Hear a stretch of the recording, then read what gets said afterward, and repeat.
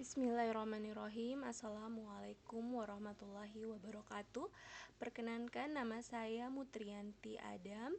Saya dengan nomor urut daftar hadir 50 dari instansi LBN Bone Bolango akan memaparkan laporan orientasi pegawai pemerintah dengan perjanjian kerja dengan judul Upaya Memaksimalkan Kualitas Tugas dan Fungsi Pelayanan Publik kepada Masyarakat sebagai Pegawai Pemerintah dalam Perjanjian Kerja. Pada kesempatan ini, baiklah, saya akan memulai presentasi diawali dengan latar belakang. Yang pertama, latar belakang ini, laporan ini didasari dari permasalahan dan isu-isu terkait pelayanan publik demi meningkatkan pelayanan dan penerimaan kepada masyarakat sesuai dengan tugas dan fungsi ASN P3K pada orientasi P3K yang telah dilaksanakan. Kemudian maksud dan tujuan. Maksud dan tujuan yaitu adapun maksud dari orientasi P3K ini yaitu kita dapat mengenal tugas dan fungsi ASN sesuai dengan Undang-Undang Nomor 5 Tahun 2014 pada pasal 10, yakni yang pertama menjadi pelaksanaan kebijakan publik di mana pegawai ASN harus memiliki karakter kepublikan yang kuat dan mampu mengaktualisasikannya ke dalam setiap langkah-langkah pelaksanaan kebijakan publik. Setiap pegawai ASN senantiasa bersikap adil dan tidak diskriminatif pada pemberian pelayanan, terutama pada masyarakat. Kemudian yang kedua yaitu menjadi pelayan publik. ASN di sini harus menyadari kehadirannya di tengah-tengah masyarakat adalah untuk melayani masyarakat itu sendiri. ASN yang berorientasi pada pelayanan kepada masyarakat tidak hanya melayani kebutuhan masyarakat, tetapi wajib juga memahami kebutuhan masyarakat seperti apa. Masyarakat sebagai pengguna layanan publik dapat mengharapkan kepada ASN untuk mendapatkan pelayanan yang mudah, cepat, tepat, bebas dari korupsi, kolusi, dan nepotisme. Kemudian yang ketiga yaitu menjadi perekat pemerintah atau menjadi perekat dan pemersatu bangsa.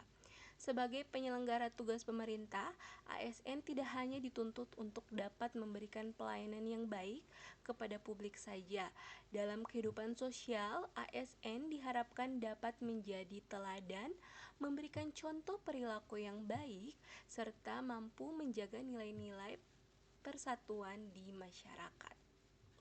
Kemudian yang berikut, pengenalan nilai dan etika pada instansi pemerintahan. Sebagai ASN P3K harus dituntut mengetahui nilai dan etikanya sebagai pegawai pemerintah, sebagai aparatur pemerintahan dalam menjalankan tugas dan tanggung jawabnya, tidak terlepas dari kode etik yang dijadikan landasan etis yang berlaku bagi setiap aparatur pemerintah dengan tujuan yakni memberikan rasa yang aman dan rasa tanggung jawab, melaksanakan tugas dan fungsinya secara sungguh-sungguh, serta memiliki kewajiban menghormati dan tunduk pada peraturan yang berlaku pada instansi dan unit kerja sebagai wujud pelayanan publik yang baik, terintegrasi, amanah, dan dapat bertanggung jawab. Kemudian tujuan. Adapun tujuan dari pelaksanaan orientasi P3K ini yaitu peserta mampu memahami program orientasi dan mengenal nilai dan etika instansi pemerintahan. Kemudian yang kedua, peserta mampu mengaktualisasikan nilai-nilai dasar ASN berakhlak. Kemudian waktu dan tempat. Waktu pelaksanaan kegiatan orientasi ini dimulai pada tanggal 13 Mei sampai dengan 16 Mei 2024 melalui via daring bertempat di masing-masing instansi peserta. Kemudian nilai etika pemerintah Provinsi Gorontalo.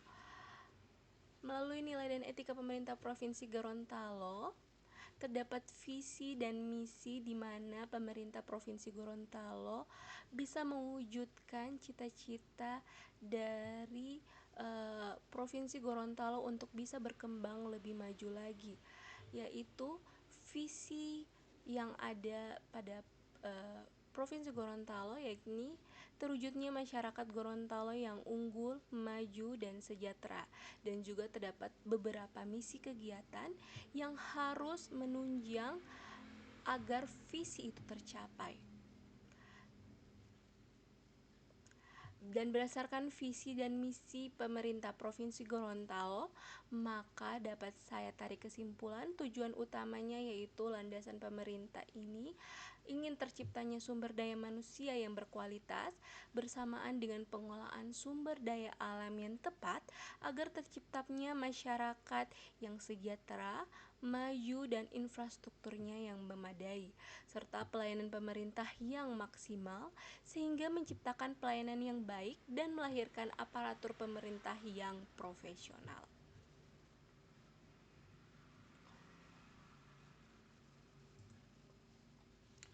Kemudian yang berikut adalah organisasi dan tata kerja pemerintah Provinsi Gorontalo.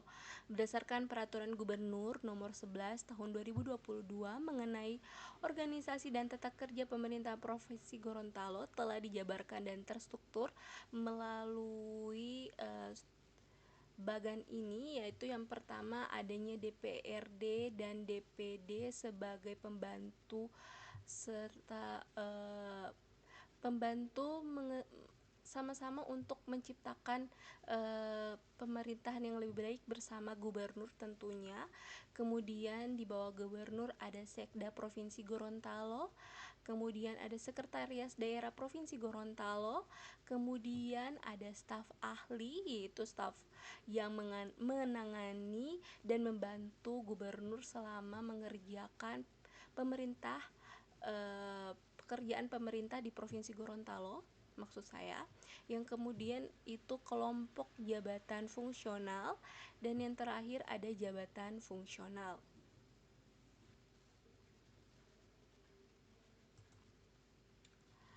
Kemudian manajemen kepegawaian dan penilaian kinerja.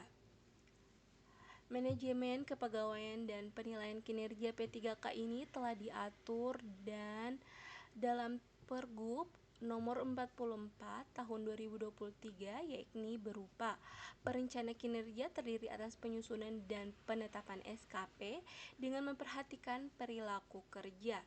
Kemudian berdasarkan hasil SKP ini, pegawai melaksanakan penugasan kinerja yang dipantau langsung oleh atasan berdasarkan instansi terkait dengan penilaian kepegawaian yang dilakukan yang tercantum dalam Pergub Nomor 44 Tahun 2023 di pasal 23 sampai 26.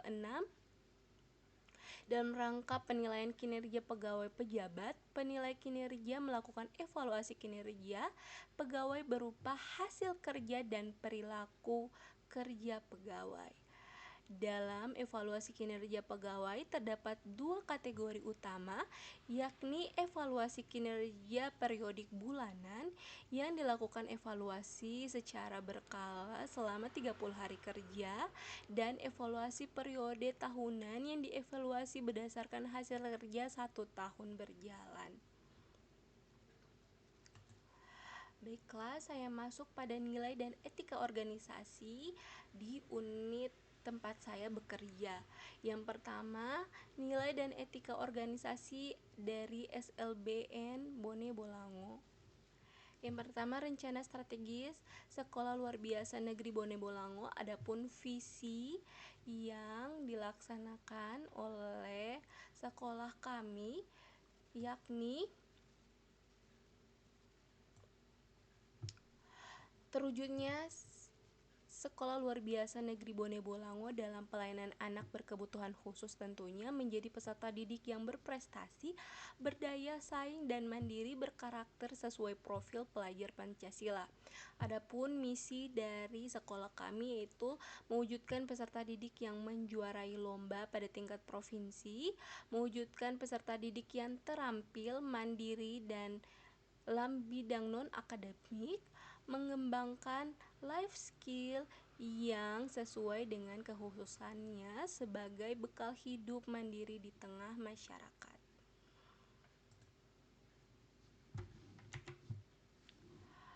Baiklah, saya masuk pada struktur organisasi dan tata kerja yang ada di sekolah saya.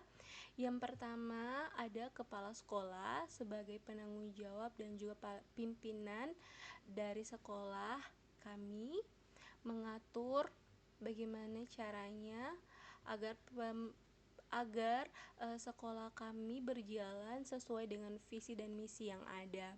Kemudian kepala sekolah ini tidak berdiri sendiri tentunya, karena dibantu oleh wakil kepala sekolah, dan wakil kepala sekolah ini terbagi lagi menjadi 3, yaitu ada wakasek kurikulum, wakasek kesiswaan, dan juga wakasek sapras atau sarana infrastruktur sekolah.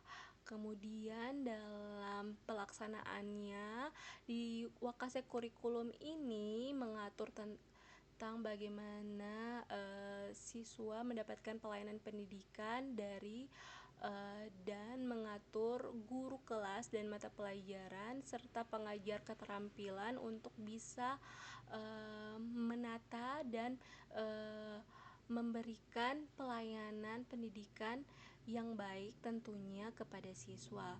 Kemudian setelah itu ada wakase kesiswaan, bagaimana caranya bertugas untuk membina siswa, terutama dari segi penanganan kesiswaan itu sendiri, seperti menjalankan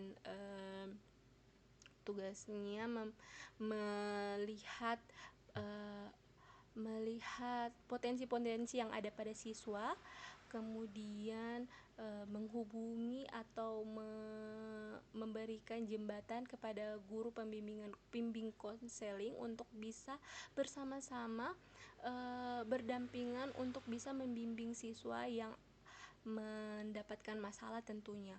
Kemudian yang ketiga itu wakasek sapras, di mana bertugas untuk bisa mengawasi dan melihat kebutuhan baik secara infrastruktur fisik berupa mungkin perpustakaan sekolah juga termasuk, dan juga peralatan-peralatan penunjang kegiatan pembelajaran lainnya.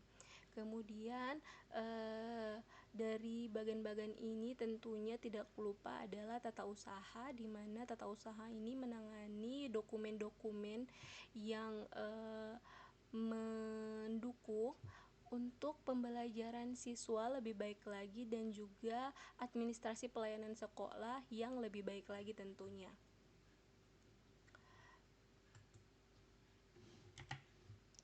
Kemudian manajemen tugas pokok dan fungsi P3K di SLB Bone Bolango, terutama dalam tugas dan fungsi saya di sekolah tersebut. Tugas dan fungsi pokok yang saya laksanakan di SLB Bone Bolango yakni melaksanakan perintah atasan melalui pemenuhan tugas dan tanggung jawab sebagai seorang pengajar siswa berkebutuhan khusus, melaksanakan pelayanan publik dengan membimbing siswa memberikan pelayanan pendidikan yang terbaik sesuai dengan tingkat kemampuan dari siswa itu sendiri, sebagai bagian dari menumbuh kembangkan perilaku serta karakter siswa menjadi hal yang dasar dari tugas utama saya tentunya. Melaksanakan pendidikan dengan dasar kebutuhan siswa, menjadikan siswa wajib memberikan pelayanan maksimal demi mewujudkan visi sekolah SLBN Bone Bolango tentunya. Kemudian rencana kerja P3K. Rencana kerja yang saya lakukan adalah bisa dilihat dari tampilan slide ini. Itu rencana kerja saya ada di unit kerja di SLB Bone Bolango. Jadi saya mengidentifikasi isu dengan beremuk bersama kepala sekolah dan menentukan 3 isu yang dapat saya paparkan. Yang pertama yaitu kurangnya partisipasi orang tua dalam kegiatan pembimbingan belajar anak di dalam rumah. Kemudian kedua, kurangnya pemahaman siswa dalam numerasi dan literasi. Dan yang ketiga adalah kurangnya pemahaman kosakata dalam bahasa isyarat pada anak, terutama pada kelas saya, karena saya sebagai pengajar tunarungu di SLB Bone Bolango. Kemudian isu yang akan saya angkat, yang pertama itu kurangnya partisipasi orang tua dalam kegiatan pembimbingan belajar dalam rumah. Karena kenapa saya angkat permasalahan ini atau isu ini, karena menurut saya permasalahan ini tidak kalah urgennya di kalangan sekolah, karena kurangnya motivasi dan partisipasi orang tua lah makanya terciptanya kurangnya pemahaman dan numerasi dan literasi, karena tidak pembelajaran yang dilaksanakan di sekolah tidak diulang kembali lagi di rumah, seperti itu. Kemudian gagasan kreatif atas isu yang diangkat, yakni upaya memaksimalkan tugas dan fungsi pelayanan publik kepada masyarakat melalui peningkatan kualitas pembelajaran dengan partisipasi orang tua terhadap pembelajaran siswa di rumah.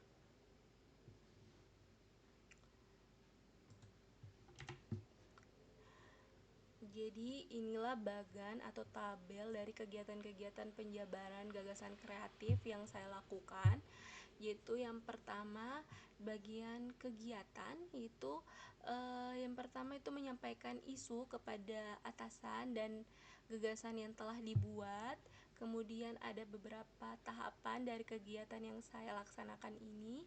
Yang pertama itu meminta kesediaan waktu dari atasan.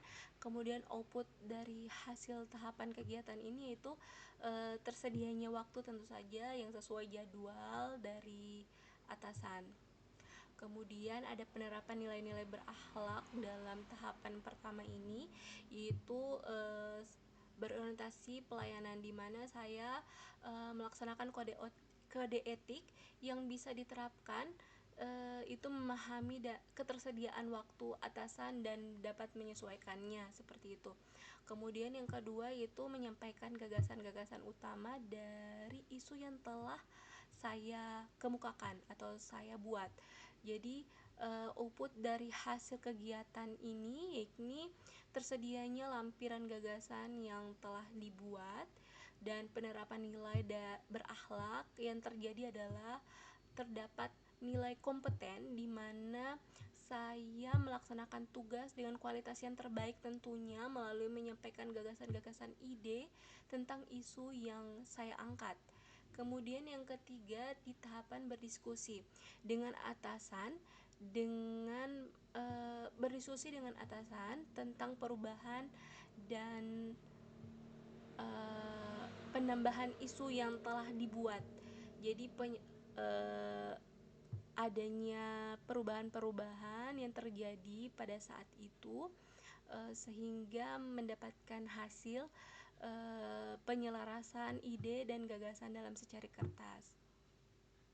Kemudian ada penerapan nilai-nilai berakhlak pada tahapan kegiatan yang ketiga ini, yaitu kolaboratif kolaboratif dan juga adaptif, di mana memberikan kesempatan kepada berbagai pihak yakni atasan guna untuk mencapai tujuan yang sama dalam perbaikan kualitas pelayanan.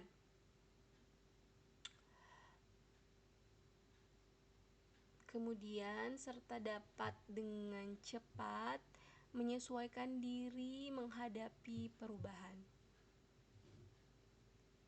Kemudian yang keempat yaitu menyepakati isu dari hasil yang telah didiskusikan bersama. Jadi output yang dihasilkan adalah dikeluarkannya kesepakatan terhadap isu yang telah dibuat atau yang telah diambil secara bersama-sama dengan atasan saya tentunya. Kemudian ada nilai-nilai harmonis di mana membangun lingkungan yang kondusif dengan tetap bersama-sama menjalankan kesepakatan sesuai hasil remukan bersama tanpa adanya saling bentrok pendapat. Kemudian pelaksanaan kegiatan ini saya lakukan di tanggal 17 Mei. Kemudian yang kedua kegiatan yang saya laksanakan adalah tentu saja melaksanakan gagasan yang telah saya sepakati bersama atasan, yaitu melaksanakan kegiatan sesi berbagi bersama orang tua melalui tatap muka ataupun media komunikasi, di mana saya biasanya berkomunikasi dengan orang tua melalui WhatsApp. Jadi biasanya kami bertukar informasi melalui grup yang telah saya sediakan.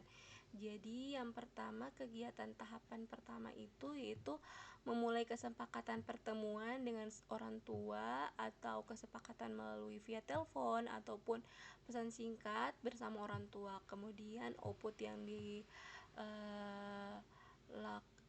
yang terjadi adalah kesepakatan orang tua dalam melaksanakan pertemuan atau kesediaannya waktu dari orang tua siswa.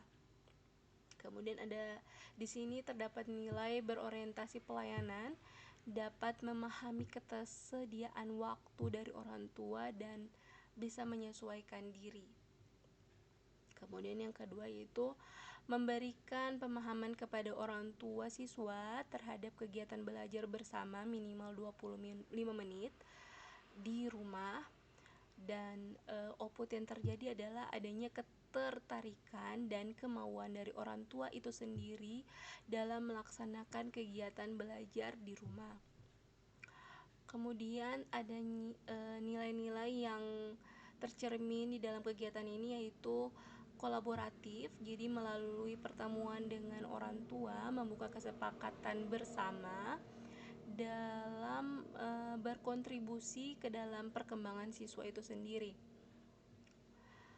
Kemudian yang ketiga itu memberikan kiat-kiat pelaksanaan kegiatan di rumah dengan cara yang menyenangkan tanpa mengintimidasi anak, karena biasanya pelaksanaan pembelajaran di rumah itu orang tua memakai emosi apabila anaknya kelihatannya belum tahu apa-apa atau belum menguasai pembelajaran yang telah dilakukan. Maka dari itu diperlukan kiat-kiat khusus bagaimana caranya agar anak bisa belajar tanpa rasa terintimidasi, malah merasa senang dengan pembelajaran di rumah bersama orang tua tentunya. Kemudian di dalam tahapan ini terjadi kolaborasi di mana menggunakan pemanfaatan berbagai sumber daya demi kepentingan atau tujuan bersama, yakni menggunakan kepentingan menggerakkan kepentingan untuk peningkatan pembelajaran siswa itu sendiri. Yang keempat itu membuka pelayanan komunikasi secara terbuka dan bisa berdiskusi lebih lanjut tentang bagaimana peningkatan pembelajaran siswa atau bagaimana caranya dalam pembelajaran di dalam rumah itu terjadi atau ada peningkatan atau penurunan seperti itu. Jadi output yang terjadi adalah terbentuknya komunikasi yang intensif pastinya antara guru dan orang tua siswa. Kemudian di dalam kegiatan ini, dalam tahapan ini tercermin nilai berorientasi pelayanan di mana terciptanya perilaku ramah, terbuka, cekatan, solutif dan dapat diandalkan sebagai pelayan publik.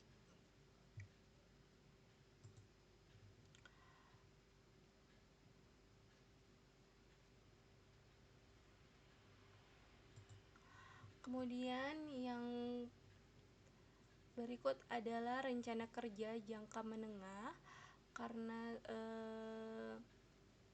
pada kesempatan ini saya akan memberikan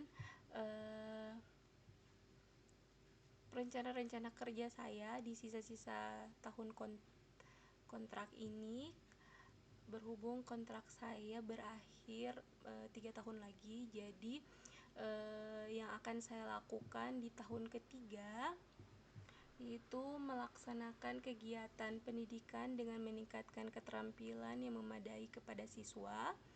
Kemudian output yang akan nantinya akan keluar yaitu terciptanya pemahaman siswa terhadap pembelajaran khususnya di bidang keterampilan. Penerapan nilai-nilai berakhlak yang terjadi yaitu melaksanakan perilaku berorientasi pelayanan, di mana dalam perancangan tersebut mencerminkan perilaku yang siap melayani dan memenuhi kebutuhan dari masyarakat. Dalam kontribusi saya kali ini banyak hubungannya. Kegiatan ini berhubungan erat dengan visi dan misi sekolah, yaitu mewujudkan peserta didik yang terampil dan mandiri dalam bidang non-akademik. Kemudian di tahun keempat, kegiatan yang akan saya lakukan adalah melaksanakan kegiatan pembimbingan siswa pada lomba-lomba sesuai dengan minat dan bakat siswa yang saya temui. Artinya saya akan meningkatkan lagi bimbingan yang akan saya lakukan untuk persiapan lomba-lomba nantinya. Dan ketika lomba itu dilaksanakan, siswa sudah siap dan mantap untuk bisa menghadapi lomba tersebut.